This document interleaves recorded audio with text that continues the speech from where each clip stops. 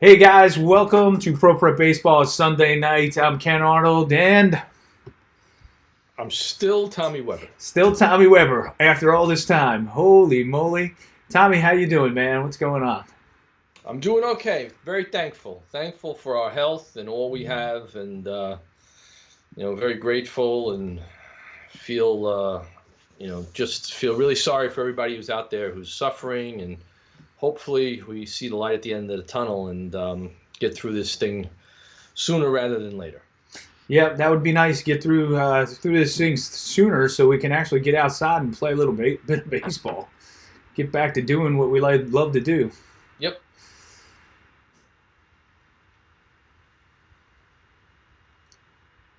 All right, man. Our feed is up and it sounds good, and we are live on Facebook.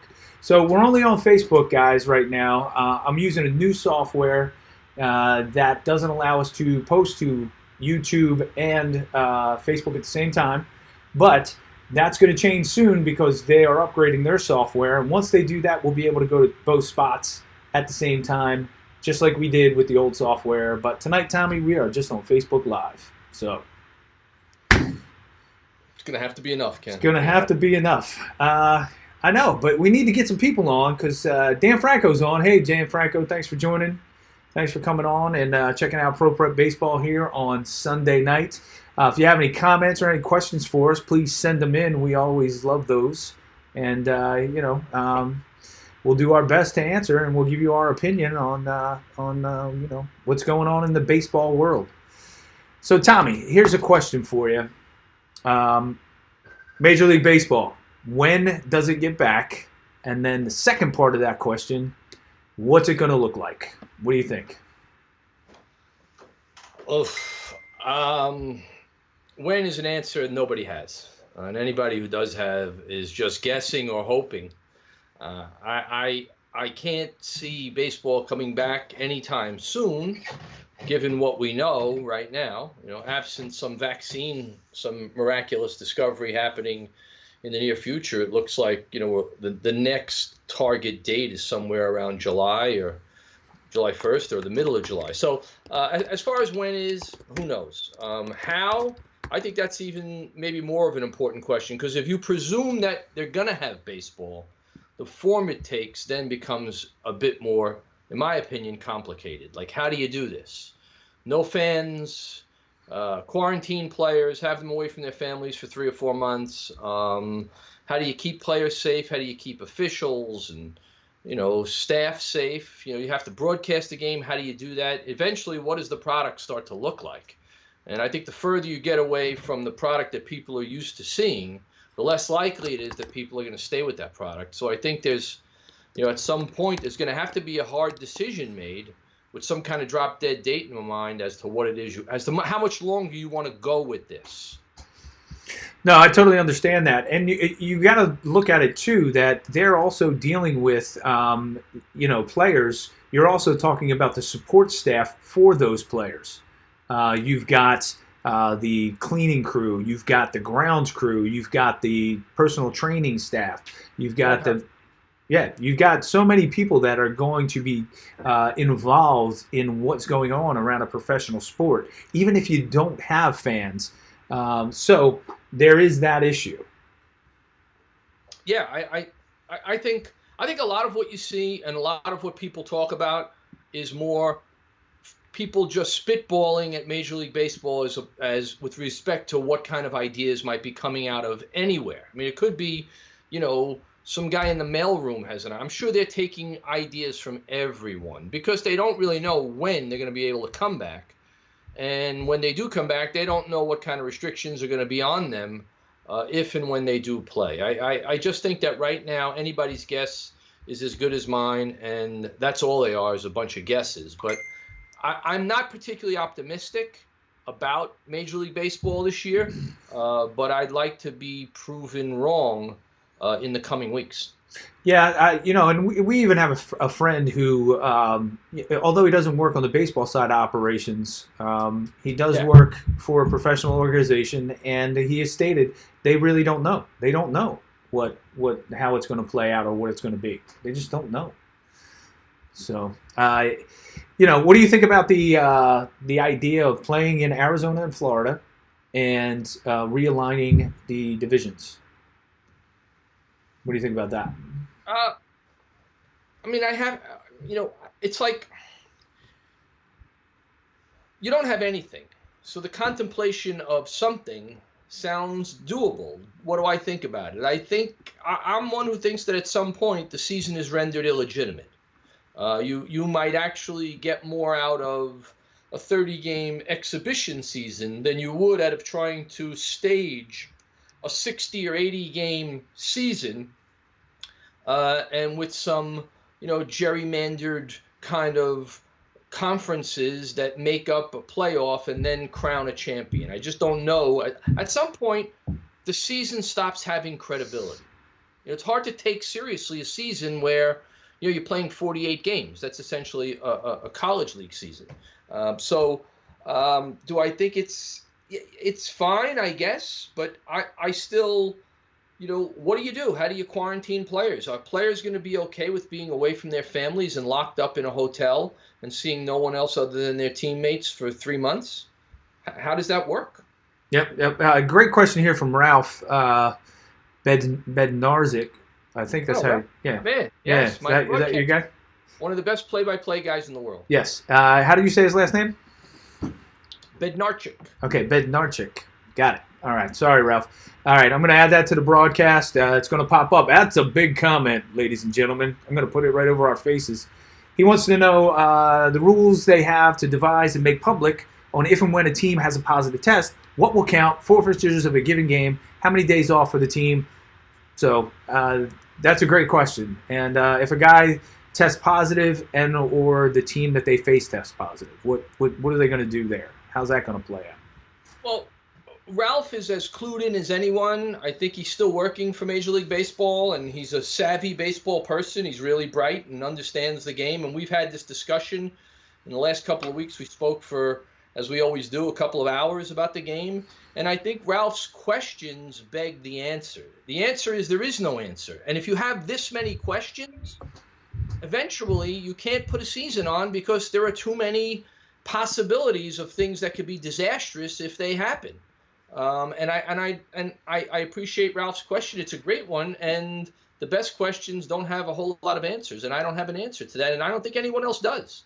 Yeah. What do you do? What do you do if Gleyber Torres tests positive?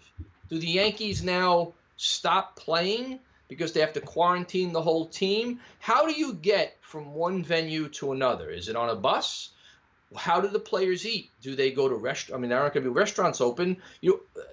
Some of them, as we all have witnessed over these last few months, some of the things that we all take for granted now, you have to sort of accommodate, in some way because there are no restaurants open. You can't get food as readily. You can't do the things that you were accustomed to doing, during a regular season. I think Ralph's question really illuminates how difficult it's going to be to put a season on. Yep, and what about records and things like that? I mean, you're not going to break records, full season records, no way.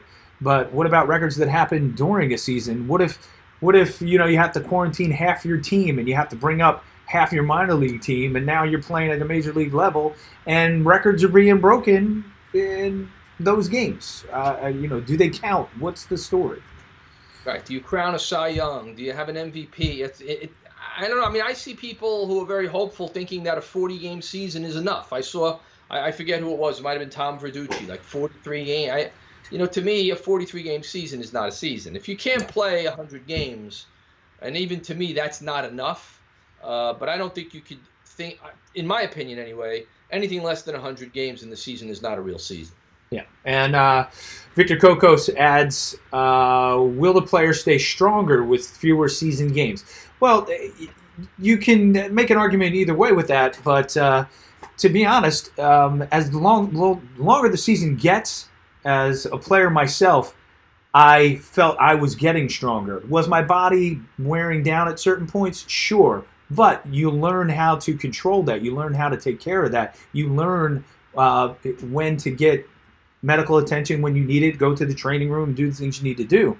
But I just think that fewer games is going to hurt players. They can't get into a groove. Some players are better late in the season. Some players are better early in the season. Some players are good in the middle of the season. So I don't know the numbers, but I would bet that most injuries don't occur at the end of the season. I don't think most injuries are the result of players being tired. I think first of all, most injuries are basically accidental. Number one, and we've talked about this a million times. You can't predict when somebody's going to get hurt. So I would think that the amount of games played, you're still going to have a lot of. You're going to have a proportionate amount of injuries. You'll have fewer injuries because you're playing fewer games. I mean, but you're still going to have guys get hurt. Stronger, I don't know. I just think, when you talk about player personnel, here's the other thing you have to think about. So if you have your major league teams, you have to have a bunch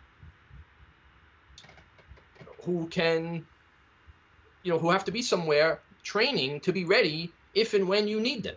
So if you're going to have 25 guys, each team is going to have 25 guys, well, then you need other guys to play with those guys, to train, to get game ready in case they're needed at the major league level. I mean, how do you come to a number of how many reserve players you have, playing ostensibly in the minor leagues, what would then be the minor leagues, for each ball club? I mean, what if you run out of guys? No, it makes sense. What if you run out of guys? Because and now they want the rest of your minor leaguers, if they're not playing, you don't have anywhere else to go. Yeah. What if you have pitchers? What if you need an infield? You run out of infielders. Are they going to have a minor league season too? That's another question. That's a big question. They don't even know. I have a lot of minor league players that I work with, and a couple of guys I represent, and we're not very hopeful that there's going to be a minor league season. I'd be shocked if there were a minor league season. But what I do think, and I think this is critical, and I would make this suggestion, hopefully Major League Baseball's ahead of me on this. Irrespective of what happens to your major league teams, I would not want my minor league players going an entire season without experiencing some 2-month or 3-month period of development in this calendar year. I don't want a kid going from 20 to 21 without experiencing some level of development. The major league players aren't developing anymore. They're finished products. So if they play, it's no harm, no foul. They come back next year. But I've got a lot of, let's face it, I've got a lot of product, if you will, in the minor league system that needs to be honed and developed and turned into major league product.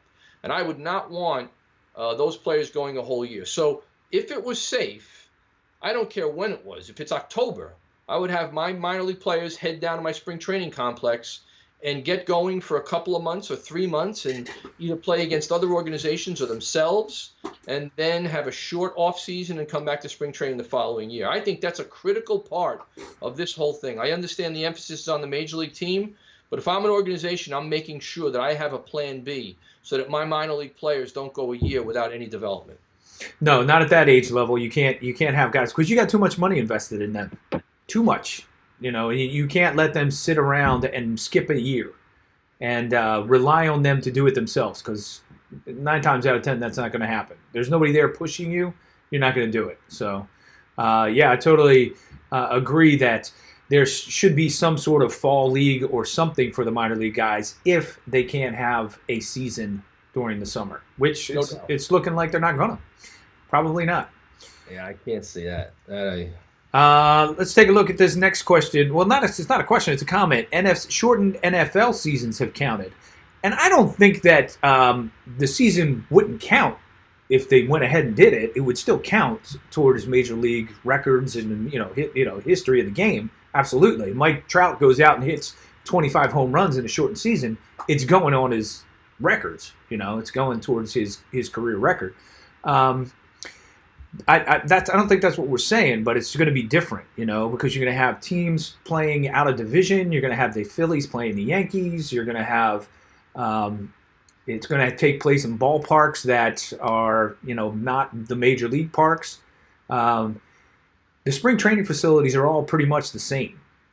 You've been to them. You've seen them. Yeah, they're beautiful and all, but they're spring training facilities, and they're nice, and they can hold a bunch of people, but, 10,000 people is not 40. First of all, you're not going to have any people. That seems to be the consensus, is that you're going to, if you do start you're starting with empty ballparks. And that's a risk too, because energy is part of what attracts people to the game. I mean, I wouldn't be too thrilled if I were ownership about playing in an empty ballpark. And it's a good question. The answer is, how many fewer games are you going to play? No, if I said to you they were going to have an NFL season of 6 games, I don't think anybody would take that seriously. You want to crown a champion after 6 games in the NFL.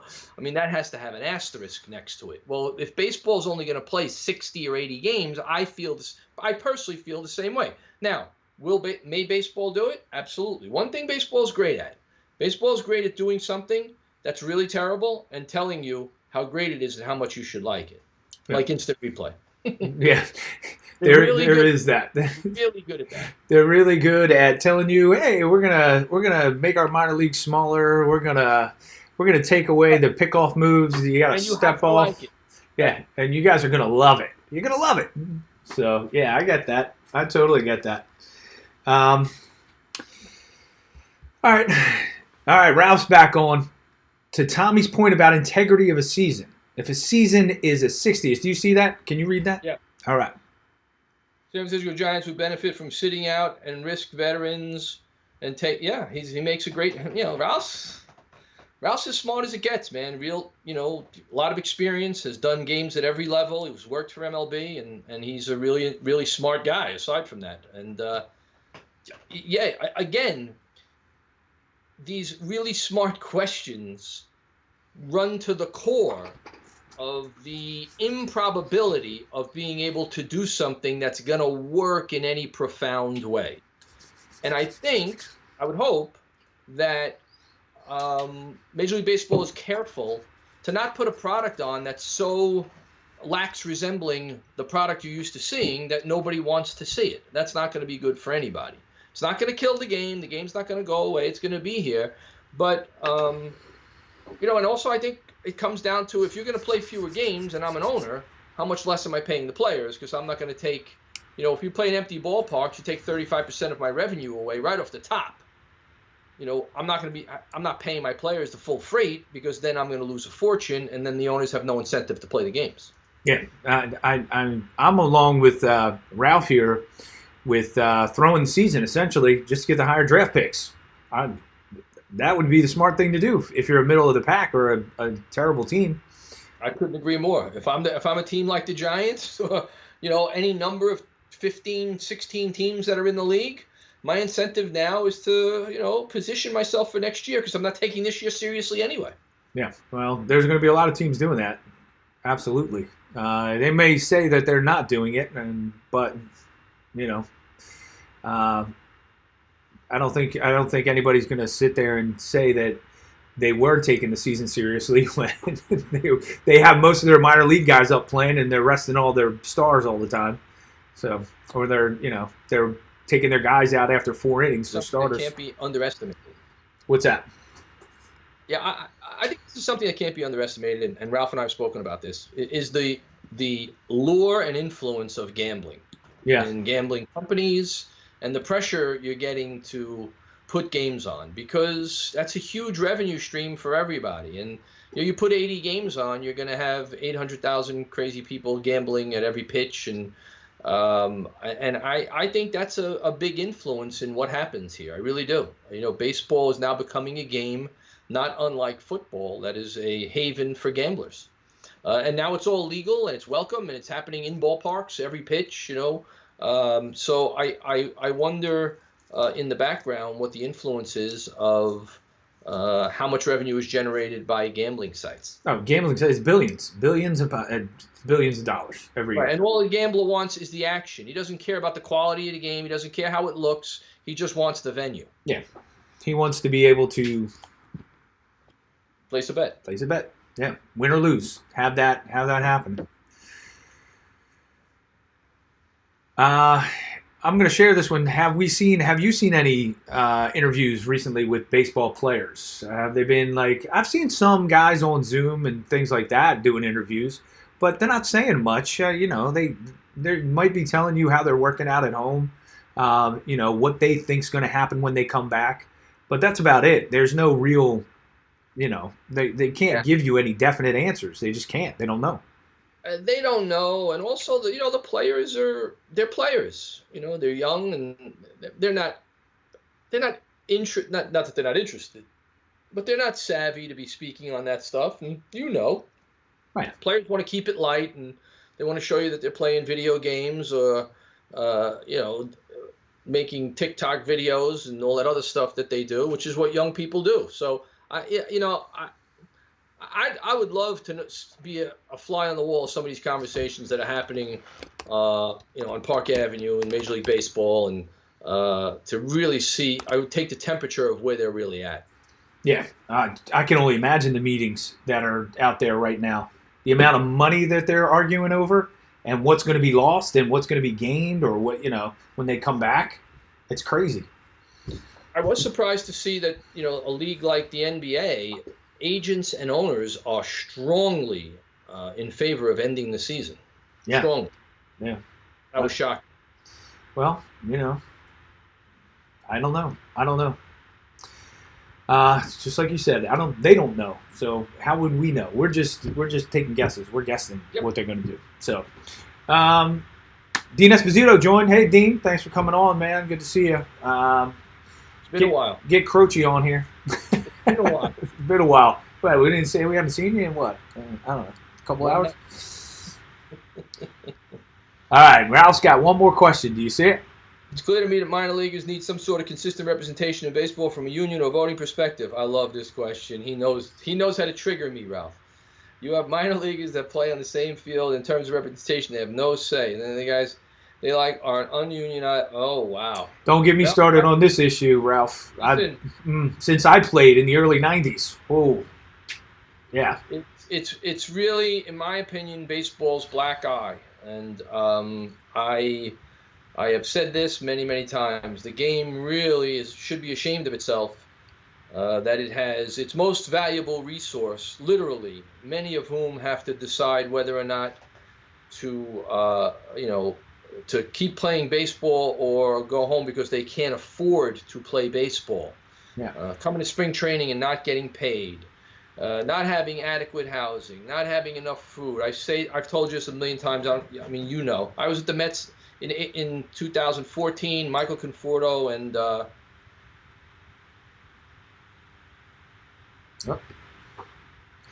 3 days a week. We'd run out of food 3 days a week.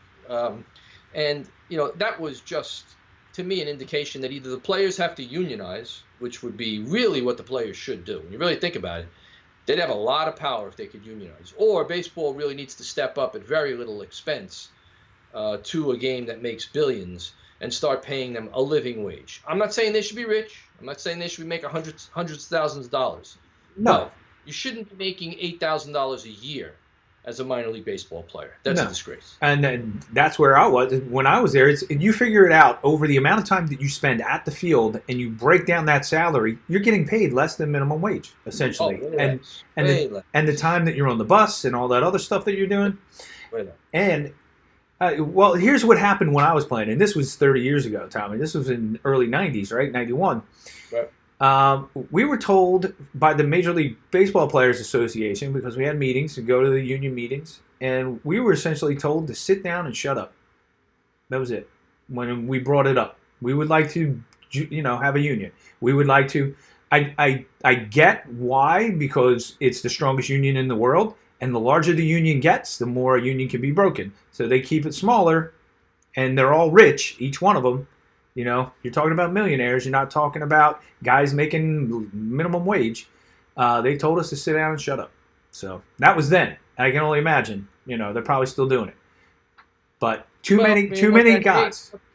What that takes is somebody saying, yeah, I'm not, some veteran guy who's not getting into the big leagues anyway, and says, you know what?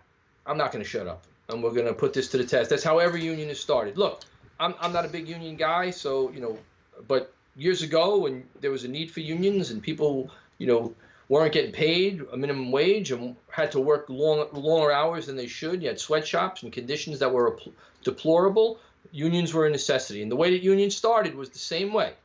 Same exact way. Somebody stood up and said, you know what, I'm just not taking this anymore. You need a minor league Norma Ray to stand up and say, hey, we're gonna do this, But you really don't need that. What you need is baseball to stand up. We're not asking Yes. people. We're not asking for guys to make a lot of money. We're asking for guys to not make $8,000 a year. Yeah. How about 16? Let's go 16 then. That's not that much of a difference in the grand scheme of things. No, and the problem is, Tommy, is that those kids that come from the Dominican Republic, those young kids that come from the backwoods, in down south that play, and they make their, they get drafted out of high school or whatever, and they're getting an opportunity, they're afraid. I know they are. They're afraid that if they stand up and they say something, they're gone, and they'll be replaced. I get that. I understand all the factors at play, but nonetheless, the time has come for someone to stand. And I have to say this: when guys are signing $300 million contracts, I think guys who have a lot of power, have nothing to lose, and don't stand up are guys who should have that as part of their legacy. And that means guys like Mike Trout and Robinson Cano, all these guys that have made a fortune.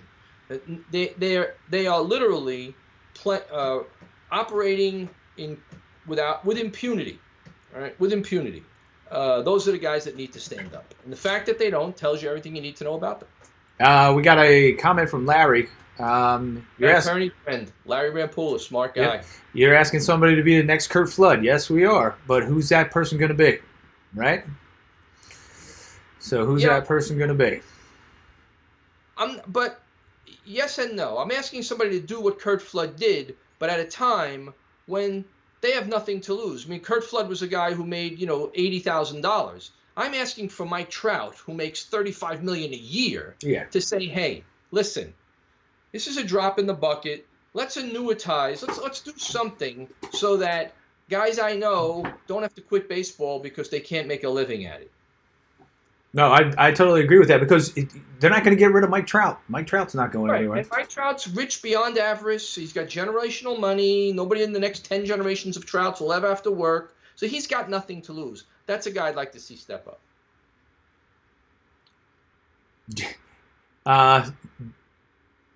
We see it's inevitable that perhaps 40 minor league teams are going to be cut.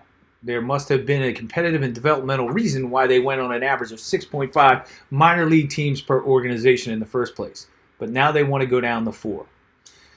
What do you think about that? I mean, historically speaking, minor league teams, there used to be tons in the early days. D-ball, there used to be D-ball right through the early 60s when the population and the demographics in America changed, and then the draft came and all sorts of stuff like that happened. It necessitated fewer minor league teams. And, of course, television came in and people had other means of entertainment. But I think just to make sure, this is essentially a Jeffrey Luhnow idea. This was his baby. And I think that move should now be seen in light of the fact that it was his baby, given what we know about him and what he did and who he was. That should really all be reevaluated, in my opinion. And then Larry says, Jenny, that was rhetorical. I guess he was talking to me. I don't know. Kenny, maybe? I don't know. Okay. I didn't get that, though. There he is. When I'll put this comment up. Yep, when the St. Louis Browns sold one of the former players, 8,500 minor league playing for a spot of one of 550. Yeah.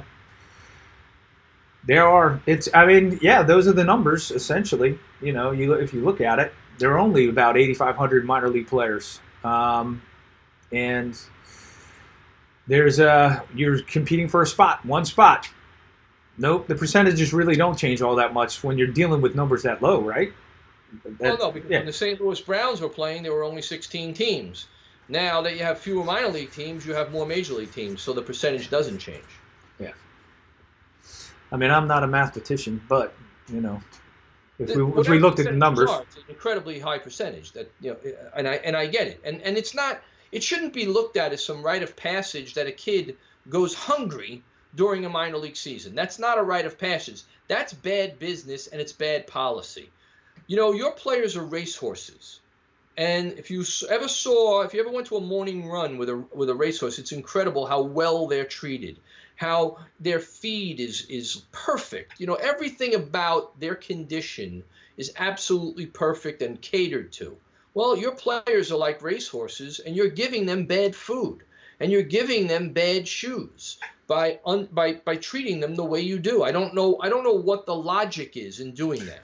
You don't want your best player not having enough to eat. You know, your best prospect in your Mike Trout 5 years from now doesn't have enough to eat. Please tell me how that's good policy or some silly rite of passage. It's ridiculous. Well, I think what they're thinking is, and I was told this when I was playing, that we're just there so the guys that are bonus babies and have been given the bigger contracts have a place to play and develop.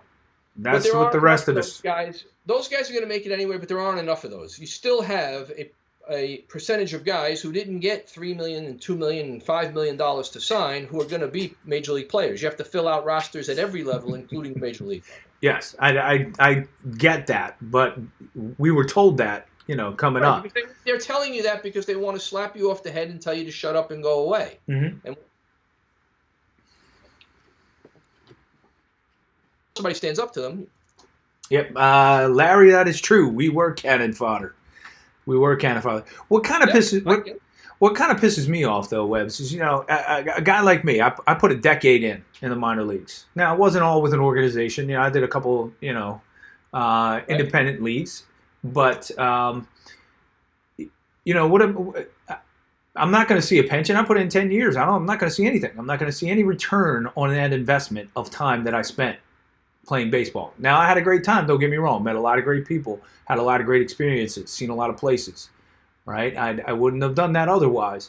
But I could have been spending 10 years, Howie Hammond offered me a job at Citibank out of college. I could have been making money that whole time, I turned it down to chase a dream. Right. I personally don't think that you should get a pension. I don't think that's your choice, but I think you should make a living wage. Yeah. Okay, I'm just saying, I think you should make it. I mean, we could part company at some point, but I can't buy into the fact that the status quo is something that's satisfactory. That's all. Yeah, I don't think it's satisfactory at all, and it hasn't been for a long, long time. So, and 90% of guys who play affiliated baseball for 10 years probably don't do it without spending some time at the major league level and now making $60,000 or $80,000 a year, which is what happens. Once you get to the big leagues, once you get on a 40-man roster, you're at 40. Once you get to the big leagues, you're at 80. So at that point, if you spend 10 years, at least you're making $80,000 or $100,000. You talk about a minor league player, a guy who spends 3 or 4, 2 or 3 years making $8,000. That's not enough. Come on. Yeah. People used to see me in the off season working at like the hardware store, my aunt and uncle's hardware store. They'd be like, "Why are you here?" I go, "Because I have to work to survive." A lot of guys do. I gotta work. I gotta do what I gotta do. So, all right, let's move on from this topic. You wrote an article not long ago. We weren't on at the time, but Jackie Robinson Day came and went. And, everybody was talking about Jackie Robinson Day. And you wrote an article, and you made a pretty nice comparison between a player that came up just weeks after Jackie did and who does not get anywhere near the amount of credit that Jackie got. Yeah, I finally listened to one of my best friends, Jason Kanzler, who's been asked after me for years to write. You got to write. This to read, and I hate to write. It's a drag. I like to do. Yeah. But of course, we have so much time. I started writing. I'm writing a lot of stuff. I just sit down at the computer. I have a thought, and I just go with it. Whatever it is. It's not for the purpose of being published, but I think we will publish it at some point. I had always thought that the celebration of Jackie Robinson was, with all due respect, over the top. And baseball doesn't know how to do anything if it doesn't do it over the top. It's not relegated to only the Jackie Robinson celebration. So I believe that everyone wearing the number 42 was, in my opinion, inappropriate. I thought that it wasn't befitting of Jackson's grace and The manner in which he went through what he went through, I thought that something more nuanced and subtle and dignified was appropriate. You also can't watch a game when everybody's wearing number 42 because you don't know it's number 42. So um, I did some research and I started to write about it. And obviously, um, my father was an avid Brooklyn Dodger fan, and I heard all about Jackie Robinson and the Dodgers my whole life growing up. And I decided to write, and I realized that Larry Doby, who was the first person uh, in the American League, um, I thought I thought Larry Doby was like 2 years later. And then I started to realize Larry Doby was a lot closer to Robinson, and why was Doby an afterthought, historically, relative to Jackie Robinson? And I realized that Doby was less than 60 days later was in the American League. And you ask the average person, they don't even know who Larry Doby is, let alone know that Larry Doby arguably may have gone through worse than what Jackie Robinson did, because the being in the spotlight for Robinson cut both ways. I could make the argument that Larry Doby actually had it rougher because the spotlight was on Robinson, so if you were going to do something, people were going to notice it.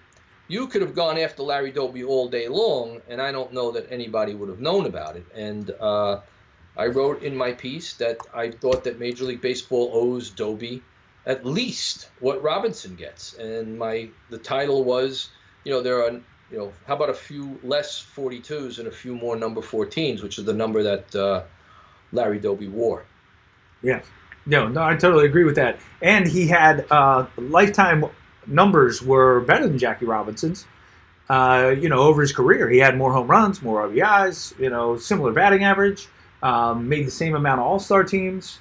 Well, it's funny because Doby came out and actually said that, and maybe this is the reason why Robinson's star shines so much brighter and he's better box office, is Doby was a guy who said something that was true, that the Negro League players were very resentful of Jackie Robinson because they knew he wasn't the best player in the Negro Leagues. And they thought, of course, Josh Gibson was, or there were other players who were better than Jackie Robinson. But of course, Branch Rickey thought Robinson fit the mold the best and was the best to endure what he had to endure. I get that. But I don't know that Doby coming out and saying that benefited him at all with respect to his place in history.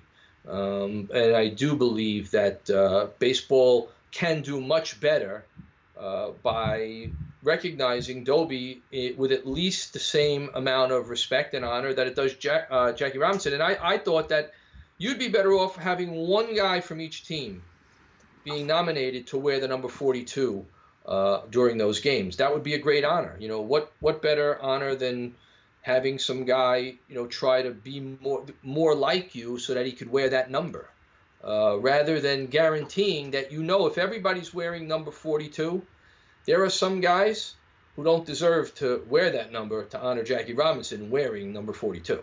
Yeah, and I think it should be something that guys strive to achieve, like you said. I agree. Yeah, they should strive to achieve it, and to get that award, it's like the NFL Man of the Year award. Only one guy gets it from each, the NFC and the AFC. So that would be nice if it was just one guy from each team that got to wear number 42 every Jackie Robinson day. And you're right, there should be some kind of an award, a Larry Doby award. I don't know what. I don't know, what Major League Baseball wants to do to pick that award.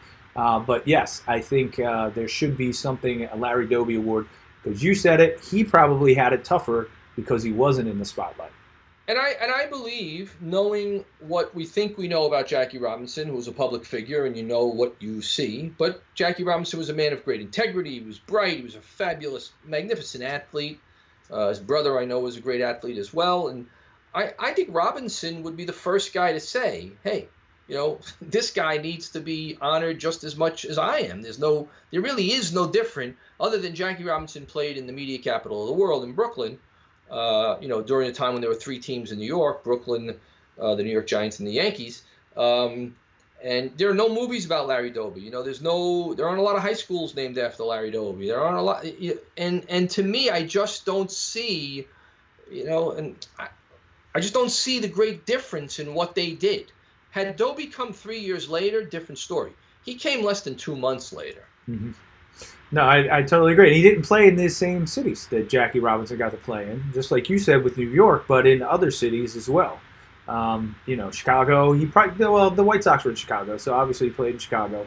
But the other American League teams, Jackie never played in those cities, in those stadiums. So, and Dobie never played in the National League cities. So, yeah. So I don't know. I think that Major League Baseball needs to take a step back, take a look at that, and read your article and see what happens. So, Bobby Kahn came on. I don't know if he's still on, but I'm gonna add this real quick. Let me add this real quick, and let's see. I'm gonna throw this in there. And boom, there it is, Tommy Weber. Do you see that? Bobby Kahn's son, Tyler Kahn. Congratulations, Plattsburgh. Right? He's going to Plattsburgh, I believe it is, upstate New York, up by the Canadian border. Yep. Congratulations to your son, Bobby. That's fantastic. It's fantastic.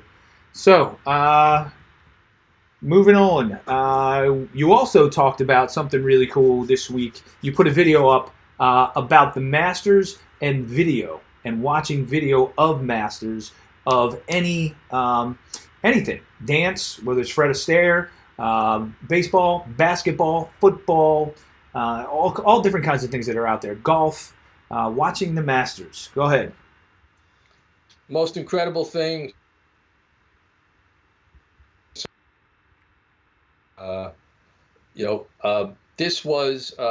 This is one of the greatest things that ever happened to us. I have all the knowledge in all the history of the world in the palm of my hand, and I think sometimes we underutilize it, especially in development, and that's what I do. I try to help develop players. So I said, gee, in every other walk of life, whether it be music or art or writing, whatever it might be, people study those who came before them and did something exceedingly well, the masters, right? No matter who they might be, whether it's Mozart or Van Gogh or Hemingway or whatever.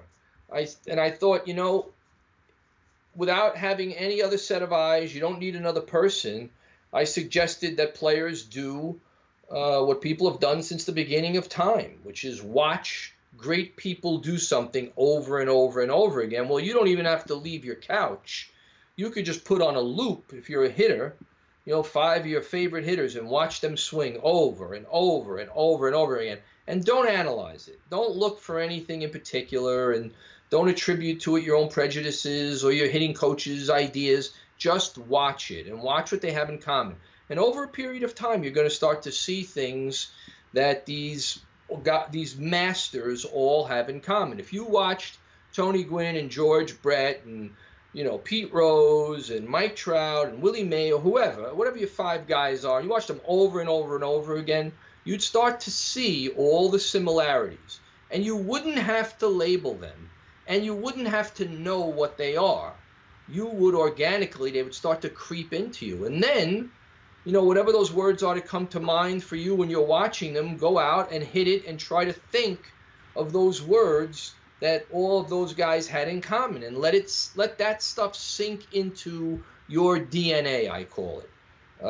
And I know that it's a fantastic way to learn and improve, and it's a way that people have done it since the beginning of time.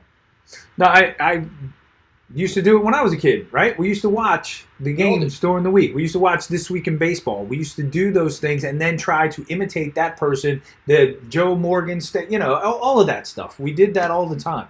I don't see it that much anymore. I don't know, but I don't think kids watch as much baseball.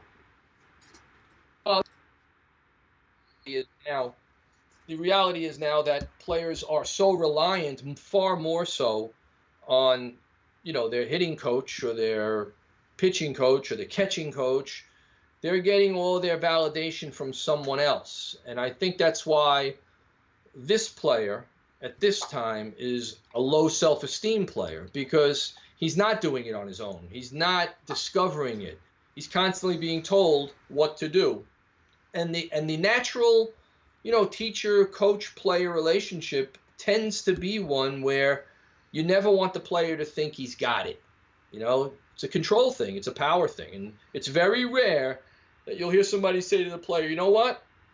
You're ready, now go play." Well, the great teachers, the great instructors, the great coaches all say that to their people. Now you're ready.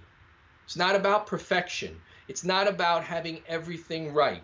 It's not about having all the metrics in line. It's about getting a kid ready and then setting him off on his own, because now he's got to perform, and you can't stand in the batter's box with him. You can't be out at shortstop with him. You can't be behind him on the pitcher's mound. It's a sad fact of life that at some point, just like when the bird flies and her little birds fly after her, the bird's got to fly. And I think that if you could get players to use these fabulous modern technologies in a very old-fashioned way, now you've married the past and the future, and I think you have an ideal circumstance. All right. Did you see Ralph's comment just pop in? What do you say? He's speaking of golf. Saw an article this week about Rick Peterson talking about max effort throwing. I compare it to golf, Peterson said by phone. And then the best players tell you that they're swinging the driver at 80 to 90% because it's next to impossible to be when you're moving that fast. Shouldn't the term max effort be completely taken out of the position's lexicon? It would seem that there should not be one pitch thrown that is considered max effort. It's funny, I do these monster walks now during this coronavirus. As you can tell, I'm ripped, my body, I know. And nobody's making any comments about my body because they're all jealous. They're all friggin' jealous. Anyway, so on my way, I had this thought I wanted to get on my phone, so I put the recorder on, and I was told about base running. And I said, the next time you see a guy who's not running all out around the bases, you might want to, pause a moment, because he shouldn't be running all out. And of course, all the old school guys go, "Oh my God, you should always run as hard as you can." No, you shouldn't. You should run as hard as you have to be able to make decisions as to whether or not to go to the next base. Because if you're running as hard as you can, you're probably out of control.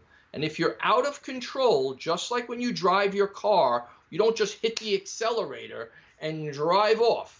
You no longer could make decisions in a sober way,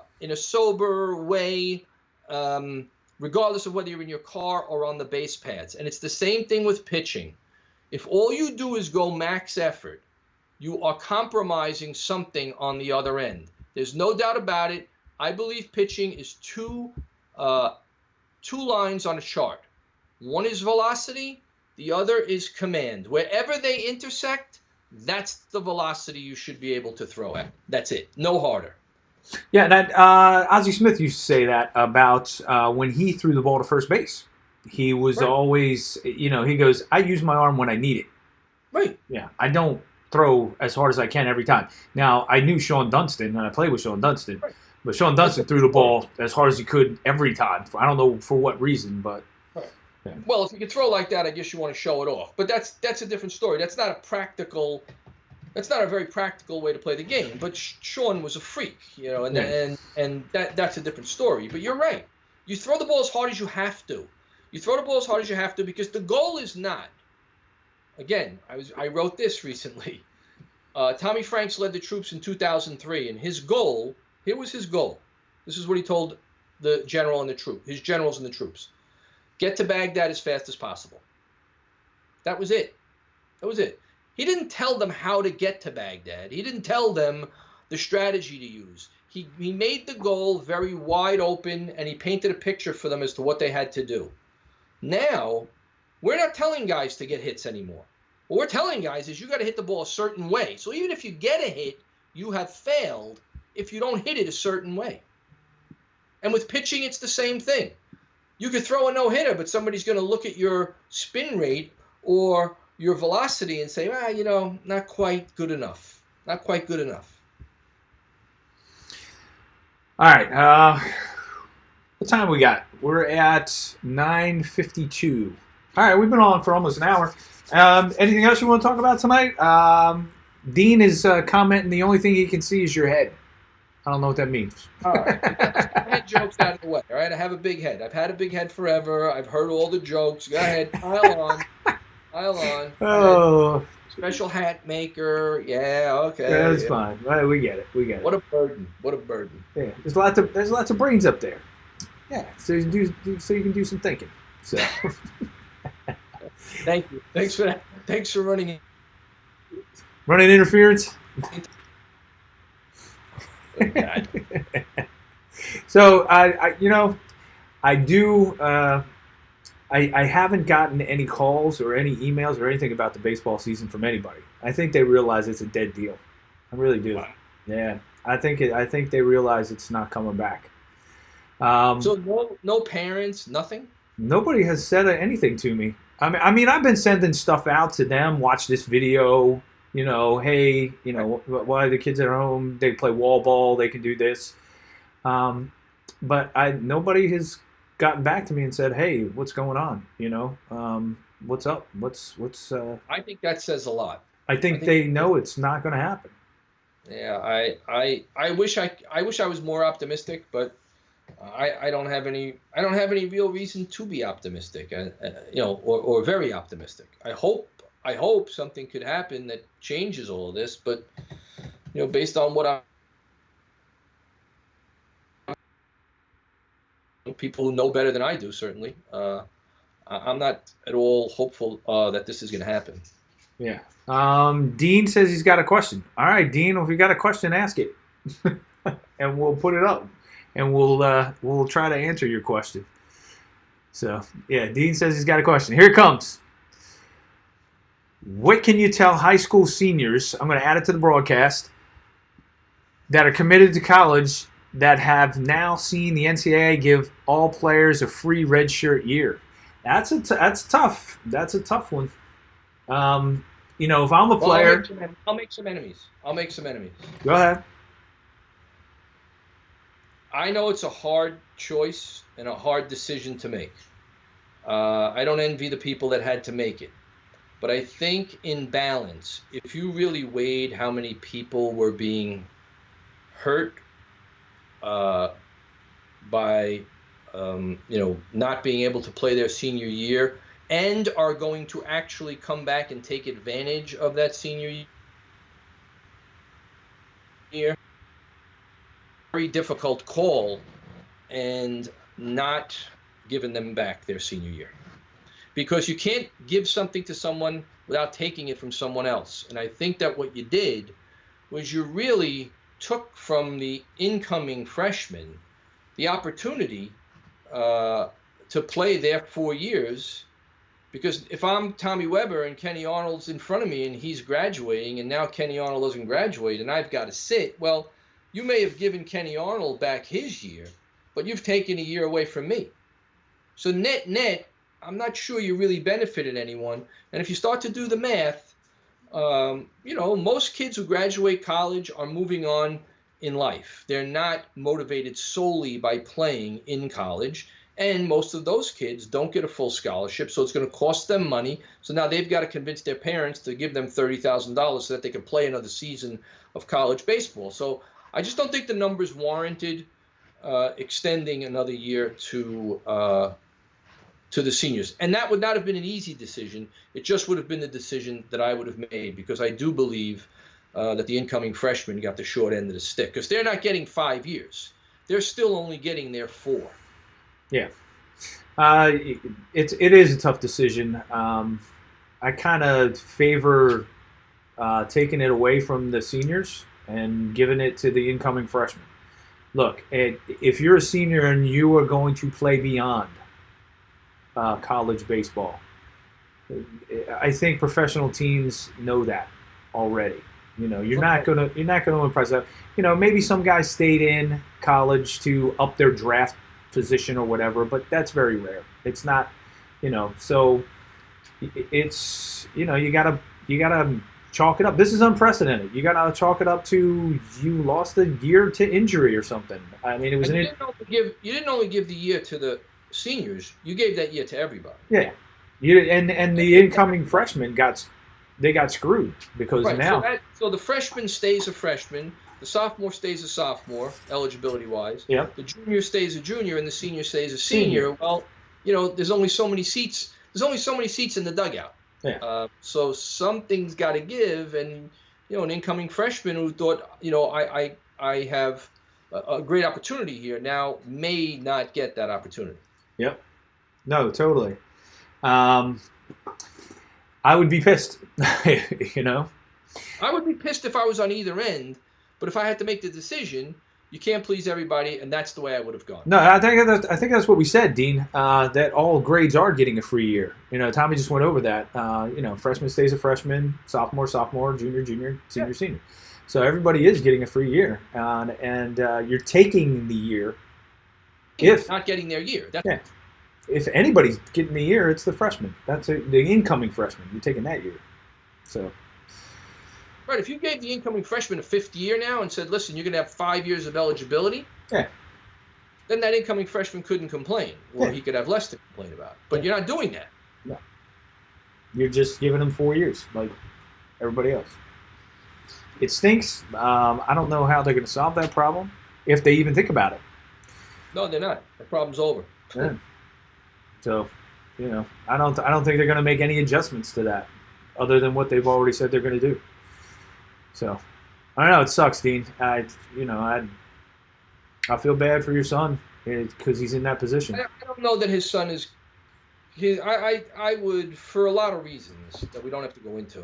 I'm not sure his son's going to be affected by that because his kid's going to play. No, I hope so. I hope he plays from the get-go.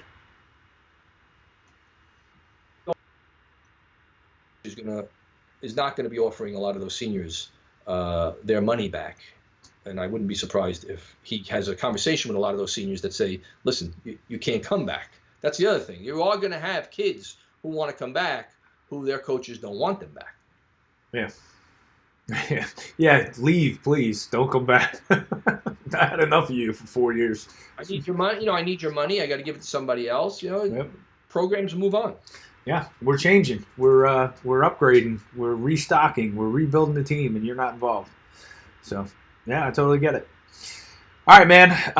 We've been on for over an hour, or an hour, period. We're right on it. So let's wrap this up. Tommy Weber, I thank you for coming on. I thank everybody at home who was on tonight. Larry and Dean and Ralph and Victor Coco, thank you for being here. Dan Franco was on in the beginning. Thank all you guys for coming on. Bobby Kahn, congratulations again to your son. Weber, I will see you next week. Appreciate you being on. And got anything to say to everybody before we go? Ralph is a rock star. Ralph Bednarchik is, and he's got great hair. He's got TV hair. Ralph's got TV hair. He's got amazing hair. I don't have TV hair. I never will. Stay safe, man. Have fun. We'll talk. You too. I hate my videos. I will. I hate Ralph and his TV hair. I'm only kidding, Ralph. I don't hate you. I don't even really know you, but I know you through Facebook. I hope I get to meet you one day. We actually get to talk more baseball. By the way, Ralph and I did the first game ever played at Citi Field. Ah, very nice. That's awesome. St. John's, Georgetown. That's awesome. Well, yeah. I hope you guys get to do more. All right, man. Have a good night. I'll talk to you. Love you, man. Be good. Love you too. Talk to you later. Peace.